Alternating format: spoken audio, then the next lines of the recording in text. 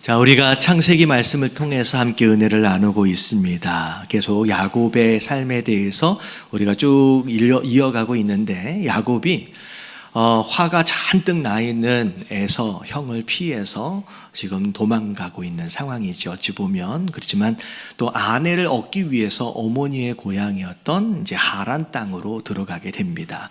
자, 하란 땅 가까이 갔을 때 지난주 말씀을 보니까 동방 사람의 땅에 도착했다라고 나오는 가운데, 자, 뭘 만났냐면 우물을 만났어요. 근데 양떼를 먹이려고 목자들이 와 있는데, 양떼들도 와 있는데 그냥 마냥 땡볕에 기다리고 있는 거예요.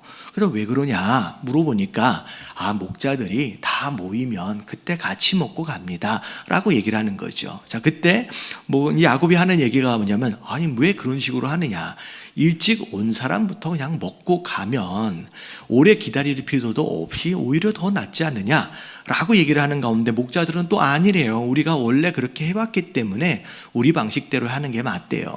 그런 가운데 서로 약간 논쟁이 되어질 때쯤 될 때, 그때 이제 라헬이 도착을 합니다. 자, 근데 사실은 우물가에서 일어난 이 대화, 나름 논쟁이라고 얘기할 수 있을 것 같아요. 이 대화는 그냥 어찌 보면 그냥 지나가는 이야기예요. 근데 이 우물가의 이야기에 대해서 왜 이렇게 깊게 생각을 했느냐? 여러분, 사실은 지나가는 우물 이야기가 사실은 우리의 일상이에요. 우리의 삶을 잘 들여다보면요, 여러분, 우물에서 주로 싸우고 있고요, 주로 우물 때문에 또 싸우고 있어요. 그리고 또 보면 우물로 인하여 행복을 느끼고요, 또 우물 때문에 불행하다고 느낍니다. 그래서 사실은 우물 이야기는 지나가는 이야기처럼 보이지만, 여러분, 이게 어찌 보면 실제 우리의 이야기일 수 있다는 거예요. 그래서 첫 번째 하나님께서 우리에게 주시는 메시지 중에 하나가 뭐냐면, 자, 1번. 자, 같이 한번 읽어볼게요. 다 같이 시작. 우물이 우리의 일상이며 우물 곁에서의 모습이 진짜 나다. 자, 우물이 우리의 일상일 뿐만이 아니라, 여러분, 우물 곁에서의 우리의 모습을 보면 그게 실제 우리의 삶일 수 있다는 거예요. 자, 이게 무슨 의미냐? 자, 설명을 좀 드리면, 고대의 우물은 굉장히 중요한 의미를 갖습니다. 자, 기본적으로 식수원으로서의 역할을 하죠. 그래서 사실 중동 지역은 예나 지금이나 물이 되게 귀해요. 그러다 보니 우물을 중심으로 사람들이 모이고요, 우물을 중심으로 마을이 생깁니다. 그리고 우물을 중심으로 문화가 생기고요, 그리고 문명이 생겨갑니다. 그러니까 물을 중심으로 무엇인가가 다 이루어져 가는 거예요. 그러다 보니 그 우물을 중심으로 굉장한 이권 다툼이 있고 분쟁이 있고 나름대로의 여러 가지 복잡한 문제들이 일어나는 거예요. 사실은 이 우물은 뭐라고 생각하시면 되냐면, 먹고 사는 문제라고 생각하시면 돼요.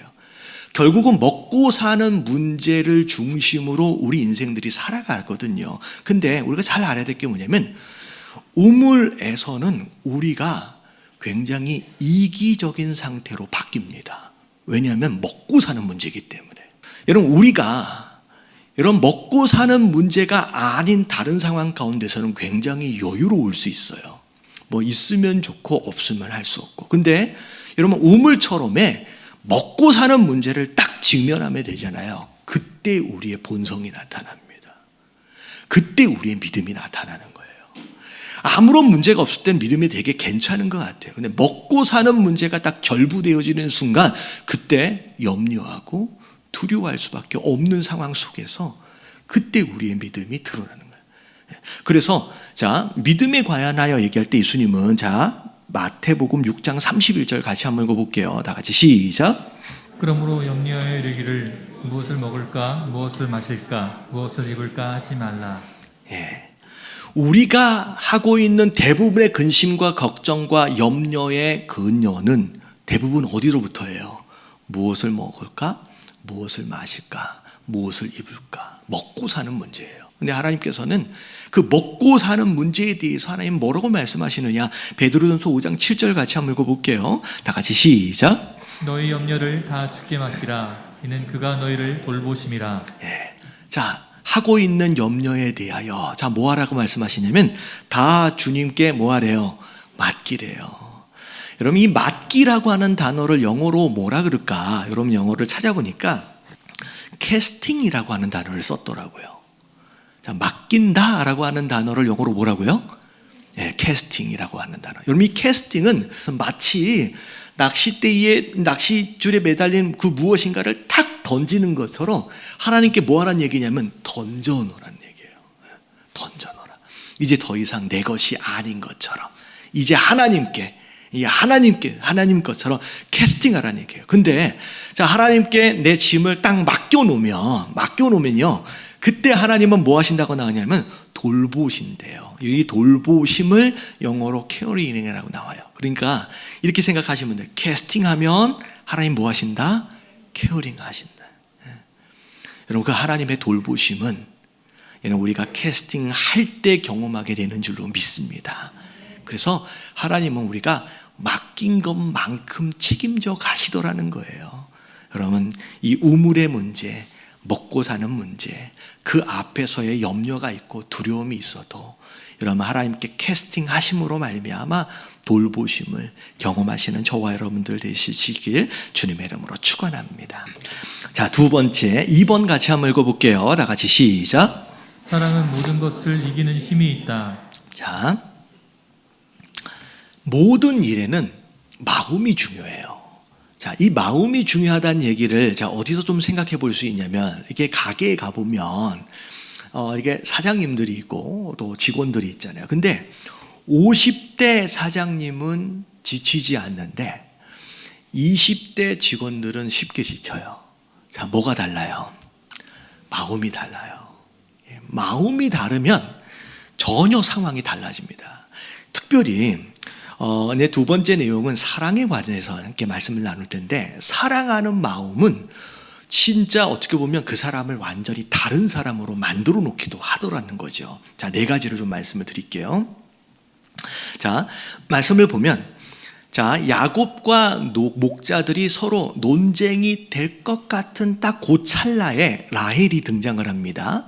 자, 라헬을 본 야곱이 어떻게 했는지를 보면 자, 10절을 보니까 야곱이 라헬을 보자마자 우물 아귀에 올려놨던 돌을 막 옮겨요. 그리고 나서 막 양떼에게 이 라헬의 양떼들이 막 물을 막 주는 거예요. 여러분들 이게 누가 시킨 건가요? 여러분 이 사실 라헬의 양떼에게 물을 먹이고 하는 이건 누가 시킨 게 아니거든요. 아무도 시킨 사람이 없는데 막 열심히 뭔가를 막 하고 있는 거예요. 여러분 이 얘기는 지금 야곱이 라헬에게 뭘 느낀 거예요?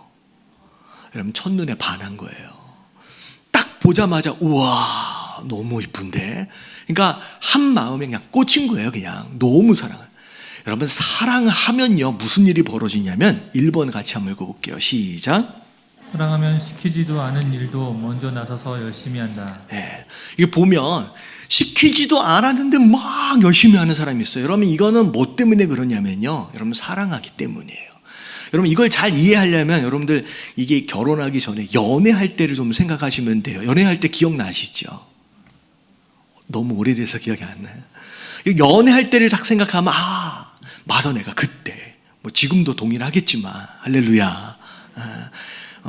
연애할 때는요 막 사랑하니까 시키지도 않았는데 뭘 할 수 있을까? 뭘 해줄 수 있을까를 막 고민해가지고 막 하는 그런 상황이 되는 거죠. 그리고 두 번째로 자 2번 같이 한번 읽어볼게요. 시작. 사랑하면 초인간적인 괴력이 나타나기도 한다. 자, 사랑하면 어떤 능력이 나타나요? 초인간적인 괴력이 나타나기도 한대요. 사실 이 부분은 이제 해석적인 영역이에요. 나름 상상력을 좀 동원해 보는 건데 저는 말씀을 보면서 많은 상상을 합니다. 왜냐하면 이게 스토리잖아요. 그래서 그때 당시에 실제로 일어난 이야기다라는 관점에서 그 분위기가 어땠을까라고 하는 것으로 상상을 하면서 이렇게 막 이제 말씀을 봅니다. 근데 자 보세요. 지금 우물 곁에 자 양이 몇 대가 모여 있어요. 아침에 보면 3대가 모여 있어요. 그러면 3대가 모여 있으면 최소한 목자는 몇 명 이상이다? 3명 이상이에요. 근데 3명 이상인데 근데 지금 뚜껑 덮어놨던 그 돌을 안 움직이고 나머지 목자가 올 때까지 기다리고 있는 거예요. 기다리고 있는 이유가 뭔지는 잘 모르겠지만 두 가지로 생각해 볼 수 있어요. 첫 번째, 그 돌 사이즈와 무게가 3명으로 옮기기 무거운 돌일 수도 있겠지만 그렇지 않다라고 할지라도 3명이서 옮기기에 좀 귀찮을 만한 사이즈는 아닐까라고 생각을 해보는 거예요. 근데 오늘 말씀을 보니까 야곱이 어찌됐든 사이즈가 좀 있어 보이는 돌일 것 같은데 그것을 어떻게 해요? 누구 보고 도와달라는 얘기를 하는 게 아니라 자기가 항상 옮겨버려요. 자, 그리고 심지어 세 번째 같이 한번 읽어봅니다. 시작.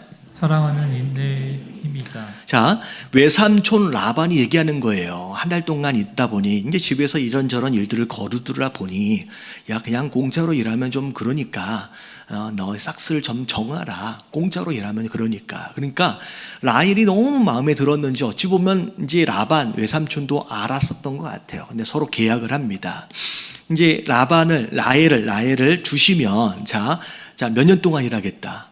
여러분 7년 동안. 여러분 이거는요 사기예요. 여러분 7년을 일해가지고 결혼을 한다고요. 여러분 일반적으로 이 당시 결혼할 때 결혼을 위한 지참금을 마련을 하거든요. 근데 아무리 대단한 여성이라고 할지라도 여러분 이만큼 7년 동안 일해가지고의 싹스를 지불하지 않아요. 양 몇 마리 몇십 마리에 불과한 거예요. 근데 7년 동안 근데요 지금 여기에서 와, 내가 7년 동안이나요? 라고 얘기하지 않아요. 오히려 20절을 보면, 자, 야곱이 라헬을 위하여 7년 동안 라반을 섬겼으나 그를 사랑하는 까닭에 7년이 며칠처럼, 7년이 며칠까지 그냥 지나가 버리는 거예요. 자, 여러분, 이게 사랑의 힘이에요. 사랑하니까 7년 일하는 것 자체가 힘들지도 않고요. 심지어 그 7년도 찰나로 그냥 막 지나가는 거예요. 그러면 이게 결국 사랑의 힘인 거예요. 그리고 마지막에 네 번째 보면 같이 한번 읽어볼게요. 시작. 사랑에는 두려움을 이기는 능력이 있다. 자, 야곱이 고향을 떠나서 야곱이 가나안을 떠나서 하란 땅까지의 가는 여정을 보면 중간에 밤을 만나서 돌베개를 비고 자잖아요. 이 여정 안에 보면 야곱 안에서의 심리가 보이는 게 이 야곱 안에서의 굉장한 두려움이 있고요. 근심과 걱정이 있어요. 근데 이 여정 안에서 보이던 그 두려움과 근심과 걱정이 라헬을 만나는 순간서부터 보이지 않습니다.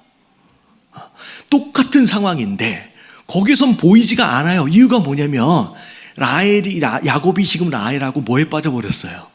사랑에 빠졌어요. 여러분 사랑에 빠지면 여러분 이 근심과 걱정과 염려와 두려움까지도 여러분 이겨내는 힘이 되더라는. 그래서 요한일서 4장 18절 보면 위에 줄 쳐진 데만 읽어볼게요. 시작. 사랑 안에 두려움이 없고 온전한 사랑이 두려움을 내쫓나니. 자, 사랑 안에는 뭐가 없대요? 두려움이 없는 거예요. 여러분 사랑하면 두려움이 없어지고요. 심지어 온전한 사랑이 두려움을 내쫓나니 이 얘기는 뭐냐면 들어왔던 두려움도 사랑하면 이제 쫓아내는 그런 능력이 있다라는 거예요.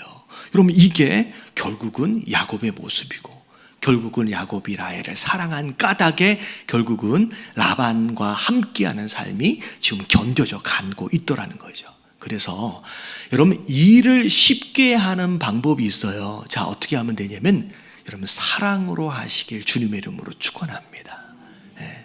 여러분 사랑으로 하면요 일이 굉장히 쉬워져요. 그리고 사랑으로 해야 여러분 부작용이 없습니다. 옆에 계신 분들에게 인사 좀 해주세요. 사랑으로 해야 한답니다. 집안에서도 마찬가지고요. 교회 안에서도 마찬가지고 무엇인가를 하려 할 때 나를 움직이게 만드는 힘의 근원이 반드시 사랑이 되게 하셔야 돼요. 여러분 예배를 나온 이유가 뭐예요? 여러분 하나님을 우리가 사랑하기 때문에 나온 건 줄로 믿습니다. 내가 주님을 사랑하기 때문에 내가 예배를 더 나오고 내가 주님을 사랑하기 때문에 헌신을 하는 거고요. 내가 주님을 사랑하기 때문에 내가 봉사도 해보는 거고요. 여러분 그렇게 신앙생활을 하시는 저와 여러분들 되시길 주님의 이름으로 축원합니다. 자, 마지막 세 번째입니다. 자, 같이 한번 읽어볼게요. 시작. 야곱은 홀로뎀과 빈손을 통하여 마마보이에서 족장이 되어간다. 여러분 마마보이에서 족장, 여러분 이 표현을 제가 이미 설명을 드린 적이 있어요. 여러분 야곱은 마마보이로 살았어요. 지금 엄마 치마폭에서 부엌에서 밥하면서 요리하면서, 심지어 어머니가 리브가가 얘기할 때, 야 너는 내가 시키는 대로 그냥 해. 넌 딴 생각하지 말고 내가 하라고 하는 대로 그냥 해. 그러니까 나이가 40이 넘은 상황임에도 불구하고 그냥 엄마가 시키는 대로 그냥 하는 그냥 마마보이예요.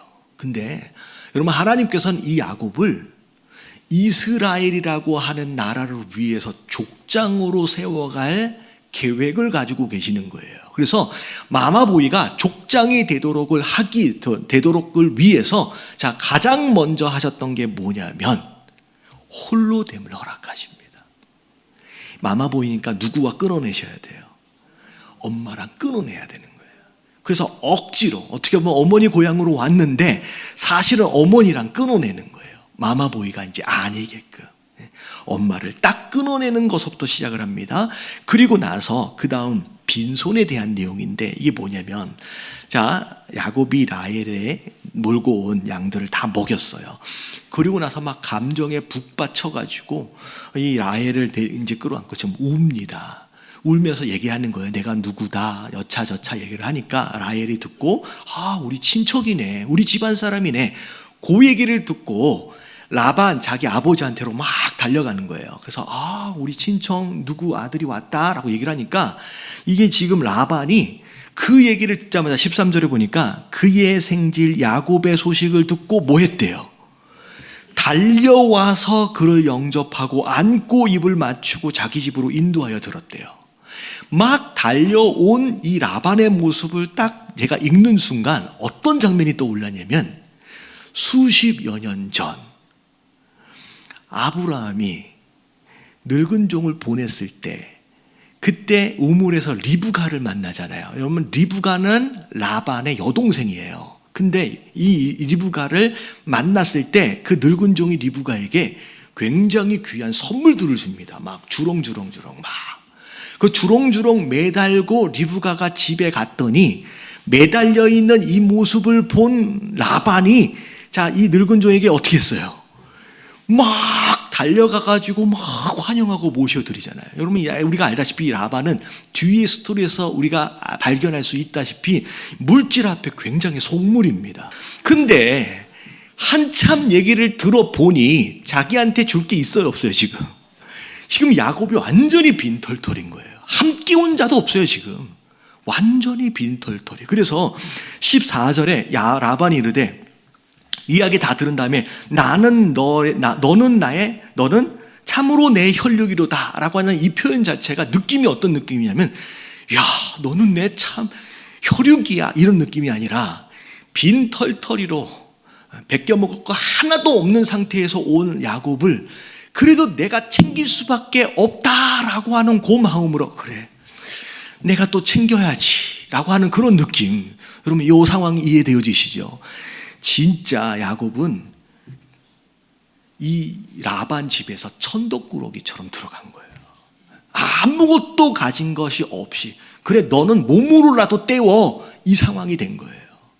그야말로 고향 땅을 떠나서 야곱은 어떤 상태가 됐냐면 아무도 의지할 수 없는 홀로됨, 그리고 아무것도 도움이 될 만한 그 어떤 것도 손에 쥐어진 것이 없는 완전한 빈손 상태를 하나님께서 만드셨더라는 거예요. 근데 성경을 잘 들여다보면 하나님께 쓰임을 받은 거의 모든 인물들이 이 홀로됨과 빈손을 다 경험합니다. 야곱을 비롯해서 모세도 다윗도 요셉도 결국은 하나님께서 쓰시길 원하시는 그 인물, 마마보이에서 족장이 되어지는 그 과정을 위해서는 결국 하나님께서 관계를 다 끊으시고 진짜 하나님만 의지하고 모든 도구들을 다 빈손 만드신 가운데 진짜 하나님만 의지하게끔. 그래서 시편 62편 5절부터 7절까지 말씀 같이 읽어볼게요. 다 같이 시작. 나의 영혼아 잠잠히 하나님만 바라라. 무릇 나의 소망이 그로부터 나오는도다. 오직 그만이 나의 반석이시요 나의 구원이시요 나의 요새이시니 내가 흔들리지 아니하리로다. 나의 구원과 영광이 하나님께 있으며 내 힘의 반석과 피난처도 여러분, 하나님께 있도다. 다윗이 이 시편을 언제 쓰고 언제 불렀을까요? 여러분, 주변에 많은 사람들이 돕고 주변에 많은 도움에 무엇인가가 있는 가운데는 이 시편이 쓰여질 수가 없겠죠. 정말 아무도 없고 아무것도 없는 정말 빈손 홀로 된 딱 그 상황에서 그냥 하나님께 고백하는 거예요. 내가 의지할 자는 누구밖에 없다. 하나님밖에 없습니다. 오직 하나님밖에 없습니다. 근데 여러분, 5절 말씀을 우리가 주목해야 돼요. 여러분, 뭐라고 쓰였냐면 나의 영혼아 잠잠히 하나님만 바라라. 여러분, 이 표현을 되게 이상한 표현이에요. 여러분, 나의 영혼이 나잖아요.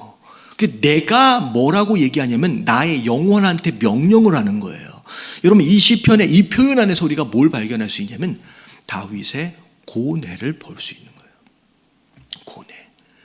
다윗의 마음이 지금 굉장히 힘든 거예요. 그냥 다윗이니까, 아니면 믿음의 사람이니까 당연히 하나님만 바라봤겠지라고 하는 그런 내용이 아닌 다윗 안에서의 어마어마한 고뇌가 있는 거예요. 제가 지난주에 말씀 가운데 그런 내용이 좀 있었어요. 주일날 말씀 가운데 어린아이 신앙은 자꾸 환경에 흔들린다 그랬잖아요. 근데 어른 되어지면 어른 신앙은 흔들리지 않는다, 견고하다, 뭐 그런 얘기 했잖아요. 근데 지난주에 세가족 성경 공부를 하면서 질문들 이렇게 같이 좀 나누는 가운데 어른 신앙과 아이 신앙의 차이가 뭘까 해서 부연적으로 같이 이제 함께 나눈 내용이 있는데 결국 그런 거예요. 어떤 일이 벌어지면 어른이 되었든 아이가 되었든 걱정하고 두려운 마음은 거의 비슷하게 똑같이 듭니다.